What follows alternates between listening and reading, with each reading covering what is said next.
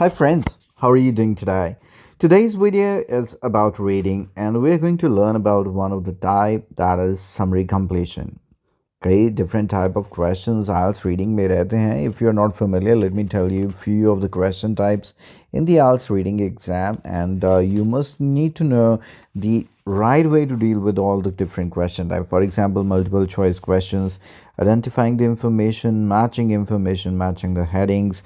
Then you have to find the endings to the sentences, sentence completion, headings find out करने रहते हैं, flow charts रहते हैं, table completion रहता है, डायग्राम को आपको लेबल करना होता है अनडाउटेडली एमसीक्यूज के साथ साथ ट्रू फॉल्स नॉट गिवंस. ये सारे डिफरेंट क्वेश्चन टाइप्स रहते हैं. And here we are going to deal with this summary completion.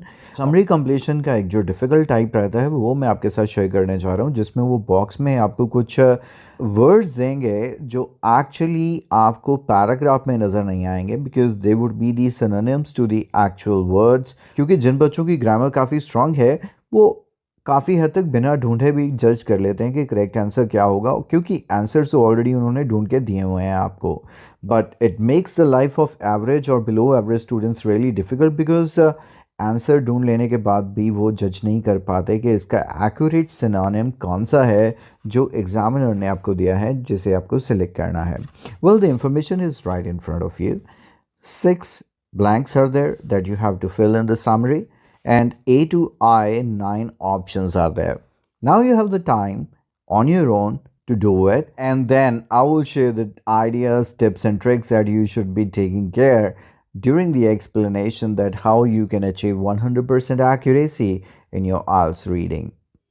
So your time starts now.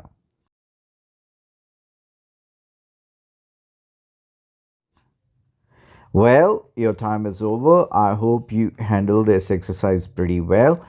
And it is about success for many companies depends on their ability to innovate. So it has something to do with the commerce, business. And आइए start करते हैं सबसे पहले blank से. इसे करने का ढंग क्या है?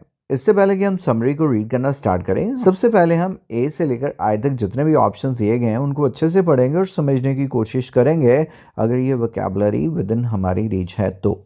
First is intellectual. जिसको भी नहीं पता 100% याद रखिएगा, क्योंकि ये आज का सबसे कॉमन वर्ड है रिपीटेड वोकैबुलरी का. इंटेलेक्चुअल ये हमारी मेंटल एबिलिटी को रेफर करता है, इंटेलिजेंस को रेफर करता है. बी इज़ बिलोंगिंग, किसी के साथ जुड़े होना. C is developing, you know that. 4 is creative, आपको पता है क्रिएटिव क्या है. इंटेंजिबल, मैं भी मान के चलता हूँ मुझे इसका मतलब नहीं पता है. F is essential. 6 is protection. Then is tangible. तो ये एक सिनोनिम है, एक एंटोनिम है, टेंजिबल और इंटेंजिबल. कुछ आप में से शायद कंप्यूटर बैकग्राउंड वाले स्टूडेंट्स होंगे तो उनको डेफिनेटली पता होगा. And finally, investment. So let's start reading the information and let's see which word fits the best. Innovation is dash for businesses in many sectors. कई बार जब तक फुल स्टॉप नहीं आ जाता तो कॉमा के बाद वाली सेंस भी आपको हेल्प कर सकती है कि एग्जैक्टली वहाँ पर बैंक में क्या फिट होगा. यहाँ से इतनी बात क्लियर है कि हमें कुछ चाहिए, that would be a noun, क्योंकि इनोवेशन है is something. वो क्या है? for businesses in many sectors. sectors बहुत सारे हैं, बहुत सारे business sectors हैं, और वहाँ पर innovation क्या है? We should be getting the answer from the very first statement itself. Success for many companies. So आ गया for many businesses in many sectors. Depends on their ability to innovate, to create new products and services. Full stop. That means answer तो यहीं पर है. यहाँ पर लिखा है वो डैश है, और यहाँ पर लिखा है कंपनीज डिपेंड करती हैं इनोवेट पे. Ability to innovate, that is innovation. So depend करना किसी चीज़ पर, इसके लिए उसको इम्पॉर्टेंट होना पड़ेगा. I would say the best answer that you can fit here is essential. So innovation is essential for businesses in many sectors. From the most obviously dash. So most obviously dash such as the music industry. That means हमें music industry के साथ कुछ match करना है. Ask anyone which business sectors are the most creative, and the music industry will come fairly high up the list.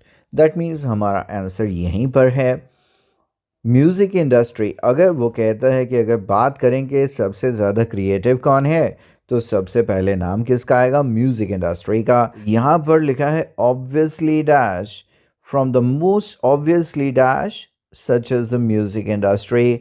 सो यहाँ पर almost same word ही हमारा answer बन जाएगा, दैट इज डी, क्रिएटिव। सबसे ज़्यादा creative such as the music industry, to ones that are less self evidently so, like the pharmaceutical industry. That means हर किसी के लिए ज़रूरत है, चाहे वो इनोवेटिव के साथ साथ क्रिएटिव है, चाहे वो नहीं है। Like dash assets, new ideas may be very valuable. हमें अब एसेट्स देखने हैं कि कैसे होने चाहिए, कोई एडजेक्टिव चाहिए हमें, और आइडियाज़ भी हैं उतने ही वैल्यूएबल होते हैं। एसेट मतलब होती है संपत्ति। किसी बिजनेस की जैसे संपत्ति उसके लिए बहुत वैल्यूएबल है, वैसे ही आइडियाज़ भी बहुत वैल्यूएबल होते हैं। फार्मास्यूटिकल इंडस्ट्री आ गया और इसी के आगे हमारा आंसर होना चाहिए। For instance relies almost entirely on ideas and inventions that can be developed into new drugs। ये तो उसी की बात है। जस्ट लाइक लैंड, बिल्डिंग और मशीनरी। देखा आपने, यहाँ पर बात आ गई हमारी ये एसेट्स की, लेकिन हमें एडजेक्टिव देखना है कि ये कौन सी एसेट्स हैं। Ideas can be valuable assets to a business, but while the former are tangible assets with a physical existence, ideas are intangible। तो अब हमें tangible और intangible का भी मतलब पता चल गया कि बिल्डिंग, लैंड, मशीनरी ये सारे tangible assets हैं जिनकी एग्जिस्टेंस है, जिन्हें हम छू सकते हैं, जिनकी फिजिकली कोई आपको नज़र आता है, लेकिन आइडियाज़ आपको नज़र नहीं आते, आप उन्हें छू नहीं सकते, फिजिकल एग्जिस्टेंस उनका नहीं है। That makes a intangible. So of course हम जब बात कर रहे हैं डैश एसेट्स की, new ideas may be more valuable. So यहाँ पर कंपैरिजन है, तो यहाँ पर हमारा आएगा as, that is tangible assets. New ideas may be more valuable, and so, like those, they need to be treated as a dash to the business, जिसकी वजह से इनको भी एज अ डैश मान के चलना चाहिए, एज किसी चीज़ के पॉइंट ऑफ व्यू से। तो लेट्स सी कि हमें क्या नाउन मिलता है इसके लिए। विद फिजिकल एग्जिस्टेंस, तो यहाँ पर once an idea has been developed whether into a new medical treatment or a new brand of clothing, it becomes intellectual property and can be legally owned। तो वो कह रहा है कि यहाँ पर एक बार किसी ने अगर आइडिया डेवलप कर लिया, आजकल तो वैसे ही आइडिया की दुनिया है, कसम से किसी के पास कोई यूनिक आइडिया हो, आप अपनी ऐप बनाइए और वो काम ज़बरदस्त चलने लगता है। तो चाहे वो कहता है मेडिकल ट्रीटमेंट, चाहे वो ब्रांड ऑफ क्लोथिंग है, एक बार किसी के पास अच्छा आइडिया है तो वो आपकी क्या बन जाता है? इंटेलेक्चुअल प्रॉपर्टी बन जाता है, प्रॉपर्टी बन जाता है। And can be legally owned, हमारे पास इंटेलेक्चुअल वर्ड भी था, लेकिन इट्स एन एडजेक्टिव। हम ये नहीं कह सकते they need to be treated as intellectual to the business, तो यहाँ पे कोई बात नहीं बनेगी, लेकिन वो पार्ट बन जाता है, उस बिज़नेस की चीज़ बन जाता है और उसे कंपनी लीगली ओन भी कर सकती है। दैट मीन्स उसका आइडिया अब कोई और नहीं ले सकता। तो यहाँ पर best and the most suitable word would be, I would say, belonging. Belonging भी जैसे हमारी बिलोंगिंग्स होती हैं, मेरा मोबाइल फ़ोन, मेरे वॉच, ये सारे मेरे बिलोंगिंग्स हैं। So similarly it would be the belonging to the business. They therefore require legal dash, तो लीगल हमारे पास यहीं पर बात आई थी। It is then protected against comparators benefiting by imitating the new product without, नहीं यहीं पर आंसर आ जाएगा। तो हमें ये देखना है कि हमें रिक्वायर लीगल डैश, हमें लीगली से क्या करना है? To prevent competitors and benefiting from the companies dash, हमें चाहिए क्या? तो therefore require company legal dash, तो legal is an adjective. Once again हमें कोई नाउन चाहिए, तो यहाँ पर कुछ नाउन्स में से एक नाउन जो परफेक्टली यहाँ पर फिट होना चाहिए, that would be protection. TION शन एंडिंग सभी नाउन्स रहते हैं, तो हमें लीगल प्रोटेक्शन चाहिए। प्रोटेक्शन किस लिए चाहिए? टू प्रिवेंट, बचना है हमें कॉम्पिटिटर से, from benefiting from the companies dash, ताकि ये ना हो कि हमारी कंपनी की प्रोडक्ट को वो जहाँ पर ये ऐसे वर्ड यूज़ किया है उसने इमिटेटिंग मतलब कॉपी बना लेते हैं।